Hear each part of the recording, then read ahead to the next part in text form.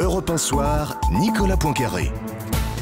Et dans Europe 1 Soir, c'est l'heure du fait du jour, l'édito de Claude Askolovitch. Bonsoir Claude. Bonsoir Nicolas. Et le fait du jour, c'est Nicolas Sarkozy qui célèbre l'héritage chrétien de la France. Et si on peut compléter l'intitulé de ce fait du jour, ce qui est intéressant, c'est Nicolas Sarkozy qui s'en va en campagne électorale sur les terres du bon Dieu, le jour où François Fillon et François Baroin, plus modestement et plus utilement, s'occupent des affaires des hommes, on veut dire les affaires fiscales. C'est un grand jour de défaite idéologique pour le président de la République.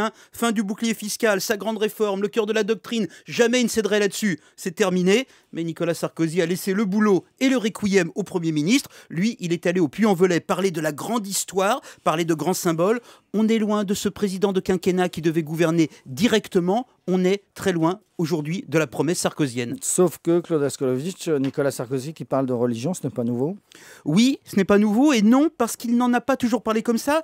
Originellement, Nicolas Sarkozy parlait de la religion de manière dynamique et politique. Il avait des théories sur la religion. Elle devait jouer un rôle dans la société, un rôle d'encadrement, un rôle d'apaisement, un rôle de garde-fou, un rôle de débat. C'était une vision utilitariste, sociologique, peut-être conservatrice, mais c'était une vision dynamique sur la réalité de la société française, parce que cette vision de la religion incluait évidemment l'islam. C'était autant du Nicolas Sarkozy à l'intérieur qui créait le Conseil français du cercle musulman, du culte musulman. Aujourd'hui, évidemment, ça a complètement changé. Nicolas Sarkozy ne parle plus de société en dynamique, mais il parle d'identité. Il parle d'héritage chrétien. Parfois, il parle d'héritage judéo-chrétien, mais on entend identité, le célèbre débat sur l'identité nationale qui revient avec un goût de bénitier. Quant à l'islam, c'est devenu une religion de nouveau venus qui mérite problème ou débat.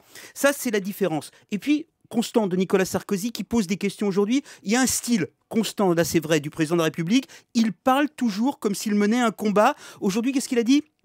Je cite, et c'est pratiquement exact, « La France a un héritage chrétien et j'ai le droit de le dire », comme si quelqu'un voulait empêcher Nicolas Sarkozy de le dire, comme si la France profondément était menacée dans son identité. Ça, c'est le discours sur la France assiégée. C'est de la politique, et c'est de la politique avant 2012.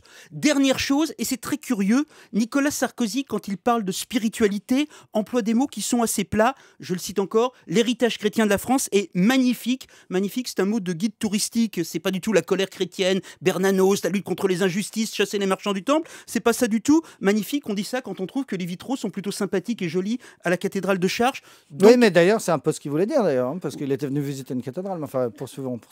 Oui, mais ou bien on est dans l'identité, dans la grande histoire, dans ce qui nous nourrit, dans ce qui nous porte dans le grand souffle, ou bien on dit que c'est joli ou magnifique.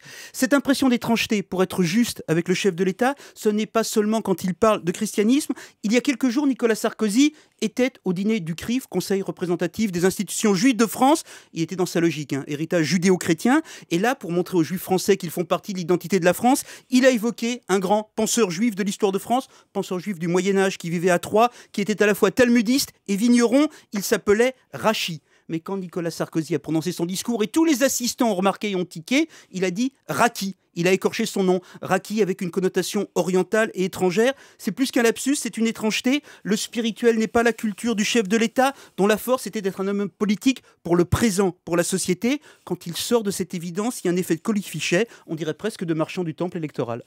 Le fait du jour, l'édito politique de Claude Askolovitch tous les soirs à cette même heure. Merci Claude, et à demain, il est 18h26.